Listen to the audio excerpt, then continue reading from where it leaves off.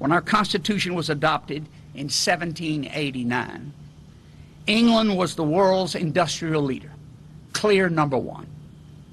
It produced goods at low prices by exploiting the poverty of its low-paid workers who lived in slums as described in the Dickens novels. America, on the other hand, was a nation of farmers. It had little, if any, manufacturing.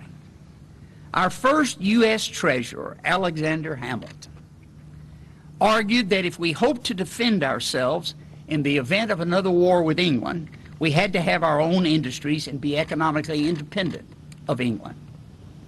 Hamilton's answer was to persuade the first Congress to adopt a tariff duty on English products alone.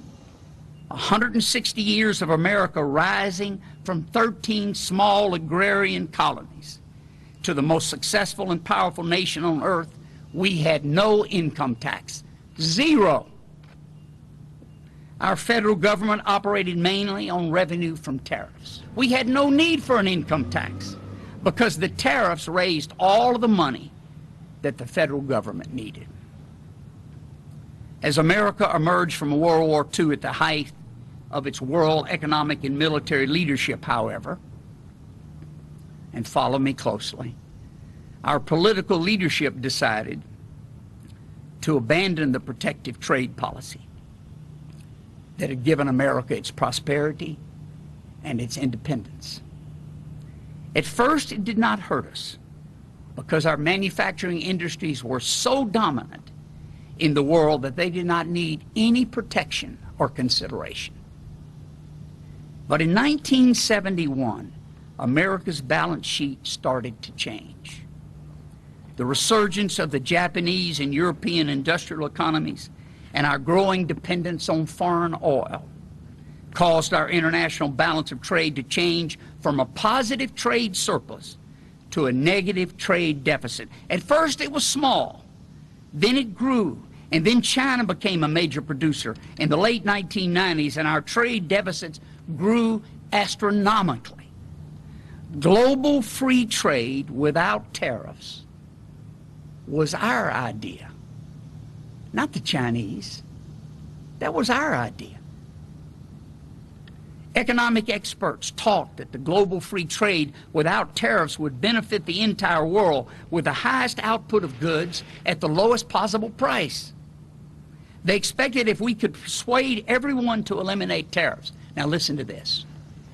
If we could convince everyone to eliminate tariffs, American business would supply all the goods for the entire world. Global free trade became the sacred cow of American economists, its largest corporations, and its own government. Global free trade did not work because other countries did not accept it. They put up barriers to our products while the U.S. allowed foreign unfair competition to kill our industries. We got out of balance. There were two major industrial nations that did not accept global free trade: Japan and Germany.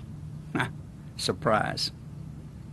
After World War II, they both adopted high trade barriers to protect their industries from U.S. competition.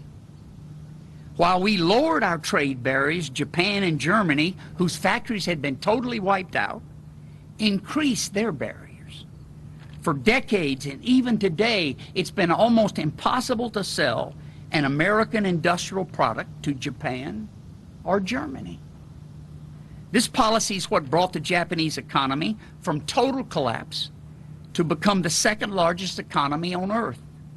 Japan and Germany applied the tried and true protective policies of Alexander Hamilton rather than the new, untested idea of global free trade.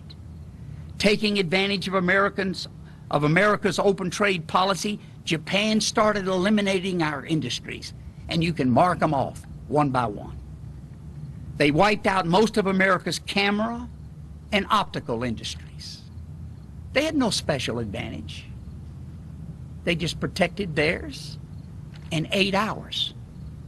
Then our toys, then television and consumer electronics, then musical instruments, motorcycles, bicycles, steel, and finally the dominant American automobile industry.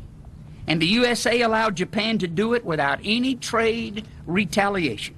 We allowed their products into America while the Japanese would not allow our products into Japan. Like Japan, Germany imposed a broad spectrum of economic barriers to protect its re-emerging industries.